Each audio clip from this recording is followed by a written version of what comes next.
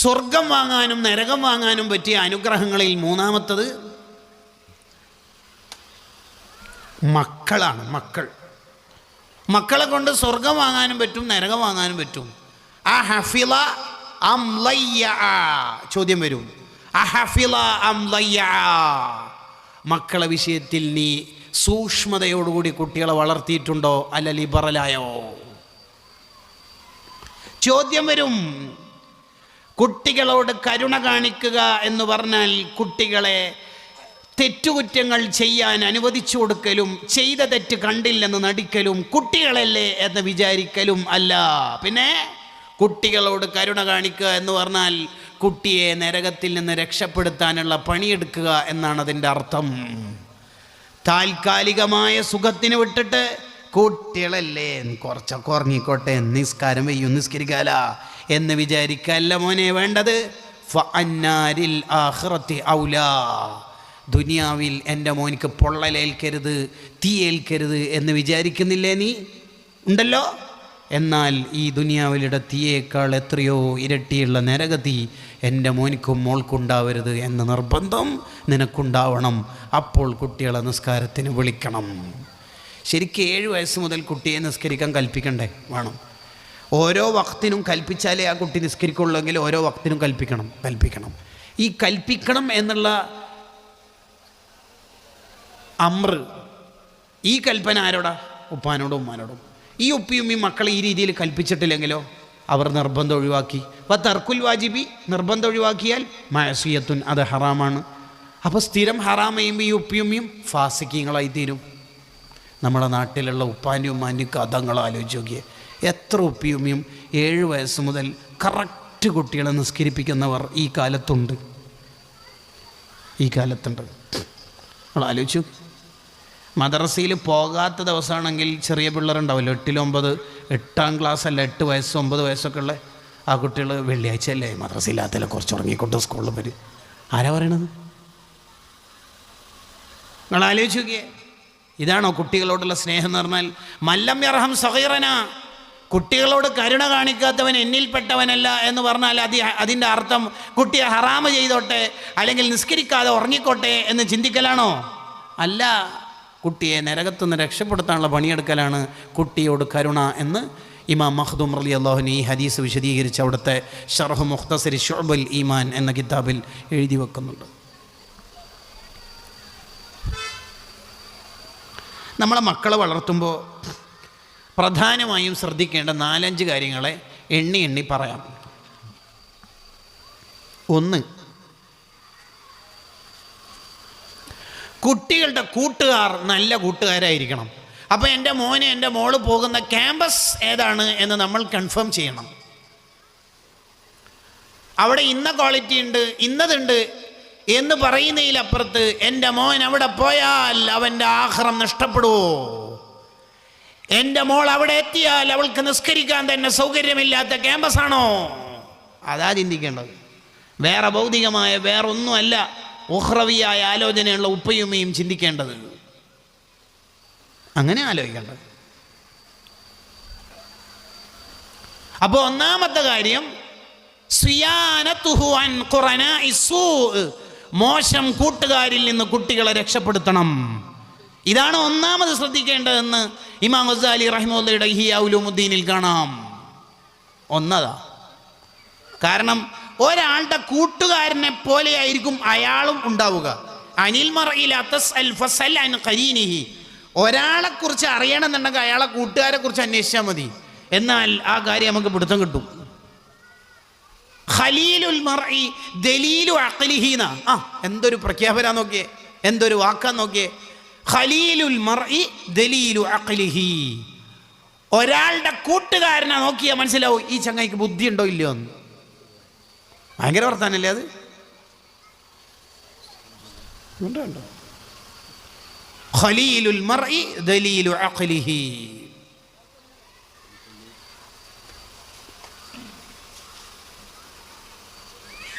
ഒരാളുടെ കൂട്ടുകാരനെ നോക്കിയാൽ മനസ്സിലാവും ഈ ചങ്ങായിക്ക് ബുദ്ധിയുണ്ടോ ഇല്ലയോ. ബുദ്ധിയുള്ള ആള് ആഖിറത്തിൽ വിജയിക്കാൻ അനിവാര്യമായി കൂടെ നിൽക്കുന്ന കൂട്ടുകാരെ മാത്രമേ സെലക്ട് ചെയ്യുള്ളൂ. ബുദ്ധിയില്ലാത്ത ആള് താൽക്കാലികമായ സുഖത്തിന് കൂടെ നിൽക്കുന്ന എല്ലാ തെറ്റുകുറ്റങ്ങളും പഠിപ്പിച്ചു തരുന്ന ആളെ കൂട്ടുകാരാക്കി മാറ്റും.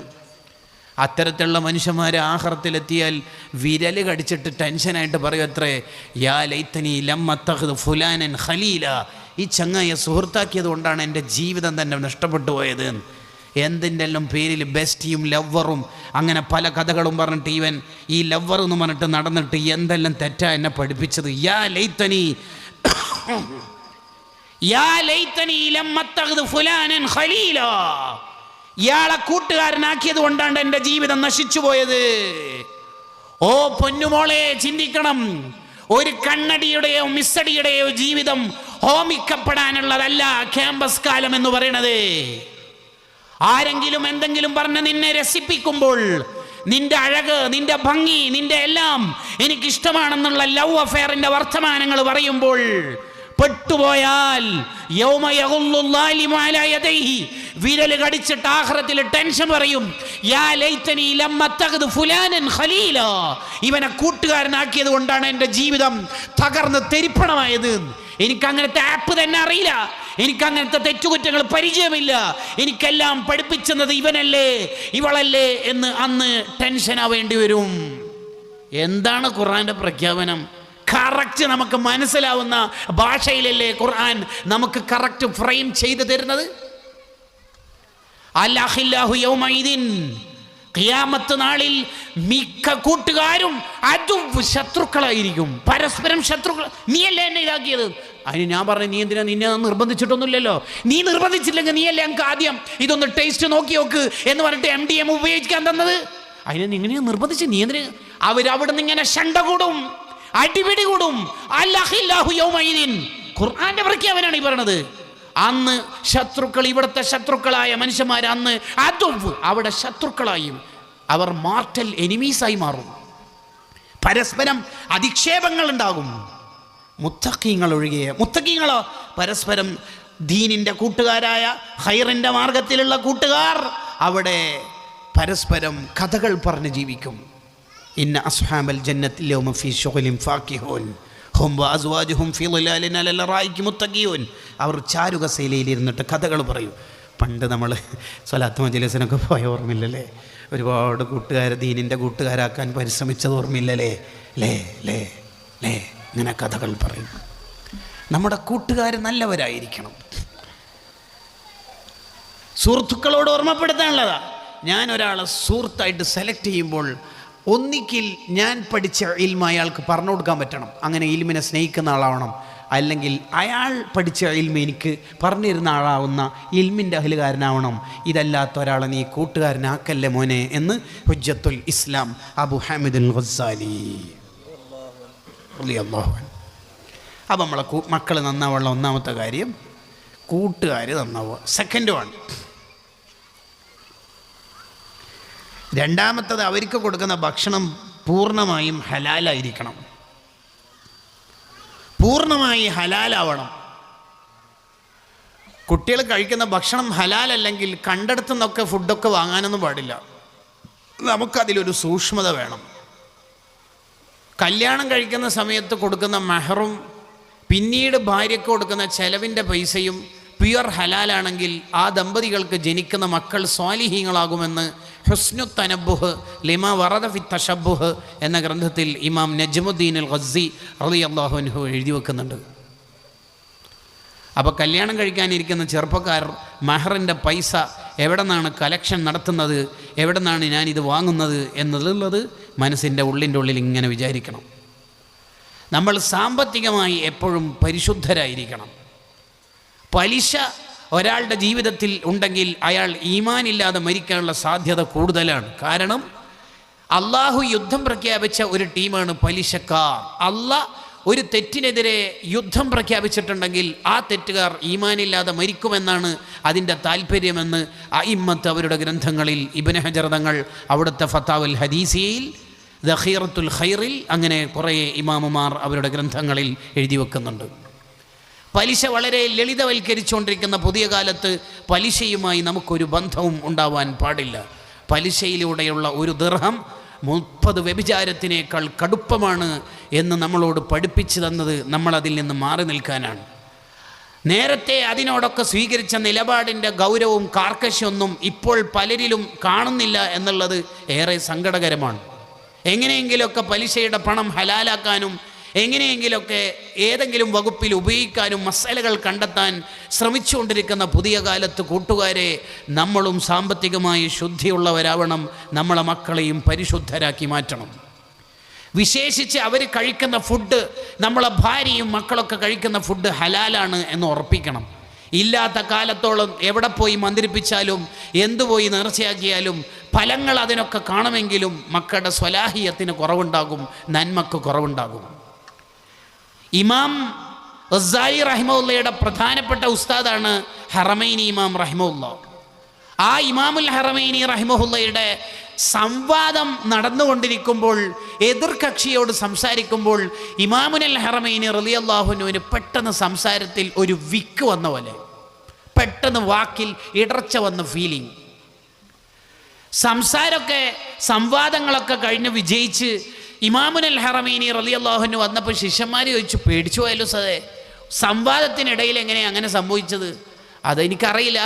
എൻ്റെ ഒരു ഗസ്സിങ് എന്താണെന്ന് വെച്ചാൽ, എൻ്റെ കുഞ്ഞിളം കാലത്ത് ഉമ്മയുടെ മുലപ്പാൽ കുടിക്കണ കാലത്ത് എൻ്റെ വാപ്പാക്കൊരു നിർബന്ധം ഉണ്ടായിരുന്നു ഉമ്മനോട്, നീയല്ലാതെ കുട്ടിക്ക് പാൽ കൊടുക്കരുത്. അന്ന് ഈ അടിമ സ്ത്രീകളൊക്കെ, പാവപ്പെട്ട അടിമ സ്ത്രീകളൊക്കെ പണക്കാരുടെ അടുത്തും പ്രധാനപ്പെട്ടവരുടെ അടുത്തൊക്കെ പാലൂട്ടിയിട്ട് കുട്ടികൾക്ക് പാൽ കൊടുത്തിട്ട് പണം കണ്ടെത്തുന്ന ഒരു കാലവും കൂടിയാണ്. അതുകൊണ്ട് അടിമകൾ ഹിയർ ആൻഡ് ദെയർ അവിടുന്ന് ഇവിടുന്നൊക്കെ സമ്പാദിച്ചിട്ട് അവരുടെ പണത്തിൽ ഹറാമും ശുബഹത്തും, ഹറാമാണോ അല്ലയോ എന്നുള്ള ആശങ്കയിലൊക്കെ ഉള്ള പണങ്ങളുണ്ടാവും, അത്ര സൂക്ഷ്മത ഉണ്ടാവില്ല. അപ്പോൾ അവർ കഴിക്കുന്ന ഭക്ഷണത്തിലും ആ പ്രശ്നത്തിലൂടെ ആ പ്രശ്നം വന്നിട്ട് അവരുടെ മുലപ്പാലിലും അതിൻ്റെ ഒരു സുഖക്കുറവുണ്ടാവുമല്ലോ. അതുകൊണ്ട് അവർക്ക് ആർക്കും എൻ്റെ മോനെ പാൽ കൊടുക്കാൻ നീ അനുവദിക്കരുത്, നീ തന്നെ കൊടുക്കണം, നീ കഴിക്കുന്ന മുഴുവൻ ഫുഡും ഹലാലാണെന്ന് ഞാൻ കൺഫേം ചെയ്തിട്ടുണ്ട്. ആയിടക്ക് ഒരു ദിവസം ഞാനിങ്ങനെ കരയുമ്പോൾ ഉമ്മ വീട്ടിൽ അടുത്തില്ല, മുറ്റത്തെവിടെയോ ഉള്ളത്, വീട്ടിലുള്ള അടിമ സ്ത്രീ വന്നിട്ട് എനിക്ക് പാലൂട്ടുന്നത് ഇമാമുൽ ഹറമൈനി റളിയല്ലാഹു അൻഹുവിൻ്റെ വാപ്പ പള്ളിയിന്നോ മറ്റോ വരുമ്പോൾ കാണുന്നു, എന്നെ പിടിച്ചു മാറ്റുന്നു, കാല് മുകളിലേക്ക് ഉയർത്തിയിട്ട് വായിൽ വിരലിട്ട് ഛർദ്ദിപ്പിച്ച് മുഴുവനും എല്ലാം പോക്കിയിട്ടുണ്ട്. എന്നാലും പാല് ഒരു ദ്രാവകല്ലേ, വെള്ളമല്ലേ, ഒരു ചെറിയ നനവ് അണ്ണാക്കിലോ മറ്റോ അള്ളിപ്പിടിച്ചിട്ടുണ്ടാവില്ലേ, അതിൻ്റെ ഒരു സീക്വൻസ്, അതിൻ്റെ ഫലമാണ് ഇപ്പോൾ സംസാരിക്കുമ്പോൾ ഒരു കബത്ത്, ഒരു ചെറിയ ഒരു സംഗതി വന്നുപോയത്. ഈ ചരിത്രം വിശദീകരിച്ചുകൊണ്ട് തബഖാത്തു ശാഫിഇയ്യത്തിൽ കുബറയിൽ, റൂഹുൽ ബയാനിലൊക്കെ പറയുന്ന ഒരു കാര്യമുണ്ട്. എന്താണ് ഇവരുടെ ഒക്കെ ഒരു സൂക്ഷ്മത, നിങ്ങൾ നോക്ക്, അത്രയും സൂക്ഷ്മത ഉണ്ടാവണം. പലിശയായിട്ട് ഒരു ബന്ധം നമുക്ക് ഉണ്ടാവരുത്. 27-ാം രാവിലെ ഇബ്നു ഹജർ റഹിമഹുല്ലാഹ് ഉപ്പാൻ്റെ ഖബറിൻ്റെ അടുത്തുനിന്ന് സിയാറത്ത് ചെയ്തിട്ട് യാസീൻ ഓതുമ്പോൾ കുറച്ചപ്പുറത്തെ ഖബറിൽ നിന്ന് പേടിപ്പെടുത്തുന്ന ശബ്ദം കേട്ട് അതാരാണ് റബ്ബേ എന്നിങ്ങനെ അന്വേഷിച്ച് വീട്ടിൽ അല്ലെങ്കിൽ നാട്ടിൽ തല നരച്ചവരോടൊക്കെ അന്വേഷിച്ചപ്പോൾ ഒരു ചെറുപ്പക്കാരനായിരുന്നു, പലിശയായിരുന്നു അയാളുടെ പ്രശ്നം എന്നാണ് നാട്ടുകാർ പറഞ്ഞത്. 26 രാവിന് പോലും ശിക്ഷ തന്നെ. പലിശയായിട്ട് ഒരു ബന്ധം നമുക്ക് ഉണ്ടാവരുത്. പലിശ പല മോഡലിലും പല രൂപത്തിലും നടന്നുകൊണ്ടിരിക്കുന്ന കാല. ജ്വല്ലറിയിലും ഫർണിച്ചർ ഷോപ്പുകളിലും പല ഓഫറുകൾ തന്ന്, ഇങ്ങനെ പണമെടുത്താൽ, ഇങ്ങനെ ക്യാഷ് അടച്ചാൽ, അങ്ങനെ ചെയ്താൽ, ഇത്ര അടച്ചാൽ, ഇതിൻ്റെ മസലകൾ മുഴുവനും ഒരു സാമ്പത്തിക ഇടപാട് നടത്തുമ്പോൾ ഫിഖ് അറിയുന്ന ആലിമീങ്ങളോട് ചോദിച്ചിട്ടല്ലാതെ നമ്മൾ കൈകാര്യം ചെയ്യരുത്. അപ്പോൾ രണ്ടാമത്തത്, മക്കൾ സ്വാലിഹീങ്ങളാവാൻ അവർ കഴിക്കുന്ന ഫുഡ് പ്യുവർ ഹലാലാണെന്ന് ഉറപ്പിക്കണം. 3, അവർക്ക് റഫ് തനഉം പഠിപ്പിക്കരുത്. ഗസാലി ഇമാം റഹിമഹുല്ലാഹിയിൽ പറയാൻ, റഫ് തനഉം പഠിപ്പിക്കരുത് എന്ന് പറഞ്ഞാൽ അവരെ സുഖിയന്മാരാക്കി വളർത്താൻ പാടില്ല. മുന്തിയ ഇനം ഡ്രസ്സ്, മുന്തിയ ഇനം ഫുഡ്, മുന്തിയത് മാത്രം കൊടുത്ത് കുട്ടികളെ പഠിപ്പിച്ചാൽ ആ കുട്ടികൾ നന്നാവില്ല. ആ കുട്ടികൾ എപ്പോഴും ഒരു പൊങ്ങച്ചത്തിൻ്റെ ആൾക്കാരായിരിക്കും. കിതാബിൽ എത്രത്തോളം ഉണ്ടെന്നറിയോ? തൻ്റെ ഉപ്പ ഉടമപ്പെടുത്തിയ സ്വത്തിനെക്കുറിച്ചോ ആസ്തിയെക്കുറിച്ചോ കൂട്ടുകാരോട് പറയരുത് എന്നുള്ളത് തന്നെ ഉപ്പിയുമ്മയും പറഞ്ഞു കൊടുക്കണമെന്നാ. നീ എന്താണ് പറഞ്ഞത് കുട്ടികളോടൊക്കെ? അത് യത്തീമായ ഒരു മോനല്ലേ, മോനോടാ നീ അങ്ങനെ പറയല്ലേ? ഉപ്പ എനിക്കിങ്ങനെല്ലാം കൊണ്ടുവന്നിന് ഗൾഫിൽ നിന്ന്, ഞാനില്ലാഹി വഇന്നാ ഇലൈഹി റാജിഊൻ. ഇതൊക്കെ ചെറുപ്പത്തിൽ പഠിപ്പിച്ചു കൊടുക്കേണ്ടതാണ്, എന്നാലേ കുട്ടികൾ നന്നാവുള്ളൂ. കിതാബി പറഞ്ഞ പോലെ പിള്ളേരെ തർബിയത്ത് നടത്തിയാലുണ്ടല്ലോ ഇഫക്റ്റീവ് പാരൻറ്റിങ് ആവും എന്നുള്ള കാര്യം ഷുവറാ. നമ്മളെ മക്കൾ വഴിപിഴക്കൂല എന്നുള്ള കാര്യം ഷുവറാ. മുന്തിയ ഇനം ഫുഡും മുന്തിയ ഇനം ഡ്രസ്സും കുട്ടികൾക്ക് കൊടുത്തും ധരിപ്പിച്ചും പഠിപ്പിച്ചാൽ ആ കുട്ടികൾക്ക് താഴ്മയോടെ ജീവിക്കാനോ പാവപ്പെട്ടവരെ പരിഗണിക്കാനോ ഹൃദയം ശുദ്ധിയാക്കാനോ അവസരങ്ങൾ ഉണ്ടാവില്ല. അവനെപ്പോഴും പൊങ്ങച്ചത്തിൻ്റെ ജീവിതമായിരിക്കും, വലിയ ജീവിതമായിരിക്കും. അത്തരത്തിലുള്ള ഒരു ചെറുപ്പക്കാരനെങ്ങാനും വല്ല ഡിഗ്രിയും PGയും B.Edഉം കഴിഞ്ഞാൽ ഏതെങ്കിലും കോളേജിലേക്ക് പോയി ആ കോളേജിൻ്റെ ഗേറ്റ് കീപ്പറായ വയസ്സായ ഒരു മനുഷ്യൻ കാലിന് മുടന്ത് രോഗത്തോടുകൂടി കഷ്ടപ്പെട്ടിട്ട് ഗേറ്റ് തുറക്കാൻ വരുന്ന ആ നടത്തത്തിൻ്റെ സ്ലോ മോഷൻ കൊണ്ട് ഒരു 2 മിനിറ്റ് ഡിലേ ആയാൽ ഈ 28 വയസ്സുള്ള ചെറുപ്പക്കാരൻ അവൻ്റെ ഗ്ലാസ് ഇങ്ങനെ അഴിച്ചിട്ട് ചൂടാവും. എന്താ മനുഷ്യ, സമയം നോക്കിയേ, എൻ്റെ ക്ലാസ് ടൈം അല്ലേ ഇത്? ഇയാളുടെ 3 ഇരട്ടി പ്രായം ഉണ്ടാവും ആ ഉപ്പാപ്പാക്ക്. എന്നാലും ഇയാൾ ചൂടാവുന്നത് ഈ കുട്ടിക്ക് ഡിഗ്രി ഉണ്ട്, PG ഉണ്ട്, B.Ed കഴിഞ്ഞിട്ടുണ്ട്, PSC പാസ്സായിട്ടുണ്ട്, പക്ഷേ ധാർമ്മികത കിട്ടിയിട്ടില്ല. അക്ഷരങ്ങളേ ഉള്ളൂ, ആശയങ്ങളില്ല. അത് വീട്ടിൽ നിന്ന് പഠിപ്പിക്കപ്പെട്ടിട്ടില്ല. കുട്ടികളെ എപ്പോഴും താഴ്മയുള്ള കുട്ടികളാക്കി വളർത്തണം, താഴ്മയുള്ള കുട്ടികളാക്കി വളർത്തണം. എപ്പോഴും അങ്ങനെയാണ്. ഞാൻ എൻ്റെ മോനിക്ക് നമ്മൾ കുറേ കഷ്ടപ്പെട്ടിട്ടുണ്ടെങ്കിലും എൻ്റെ പിള്ളേർ കുറച്ച് കഷ്ടപ്പെടരുത് എന്നൊന്നും കഷ്ടപ്പെടേണ്ടതാണ് എൻ്റെ വിചാരം ഉണ്ടായിരുന്നത്. അവനക്കൊരു വിഷമവും പഠിപ്പിച്ചിട്ടില്ല എന്നല്ല ശരി, അത് ശരിക്കേടാണ്. കുട്ടികൾക്ക് കുറച്ചൊക്കെ വിഷമങ്ങൾ പഠിക്കണം അവർ എന്ന് പറഞ്ഞാൽ അവർക്ക് ജീവിതത്തിൻ്റെ അർത്ഥങ്ങൾ പഠിപ്പിച്ചു കൊടുക്കണം.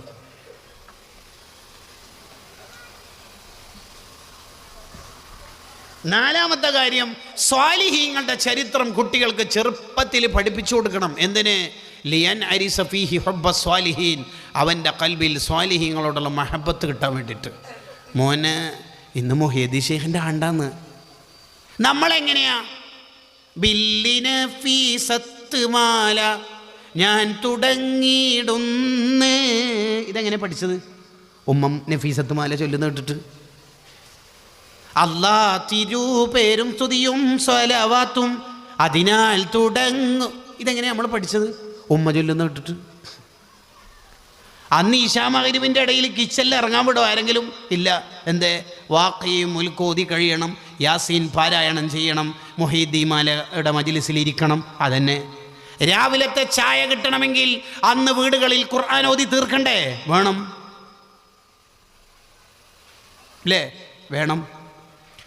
അല്ലാമ ബാഖ്റമ റളിയല്ലാഹു അൻഹു പറഞ്ഞില്ലേ, ഞാൻ എൻ്റെ ചെറിയ പ്രായത്തിൽ തന്നെ യാസീൻ സൂറത്ത് കാണാതെ ഓതാൻ പഠിച്ചത് എൻ്റെ ഉമ്മ ഓതുന്ന കേട്ടിട്ടാണ്. അപ്പോൾ ഷാദുൽ ഇമാമിൻ്റെ ആണ്ട് വരുമ്പോൾ ഷാദുൽ ഇമാമിനെ പറ്റി പറഞ്ഞു കൊടുക്കണം.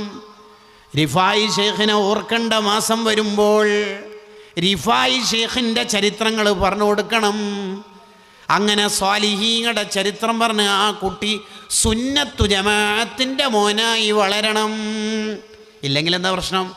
6ാം ക്ലാസ് വരെ മദ്രസ പഠിച്ച് ഒഴിവായി, ഡിഗ്രിയും PGയും ഒക്കെ കഴിഞ്ഞ് എന്നിട്ട് ഖത്തറിലേക്ക് പോകുമ്പോൾ ചെല്ലിയ ബദർ മൗലിദ് വരുമ്പോൾക്ക് ശിർക്കാകും.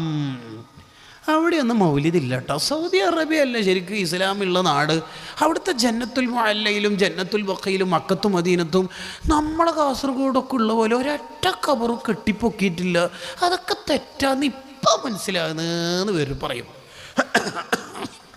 കേട്ടാ.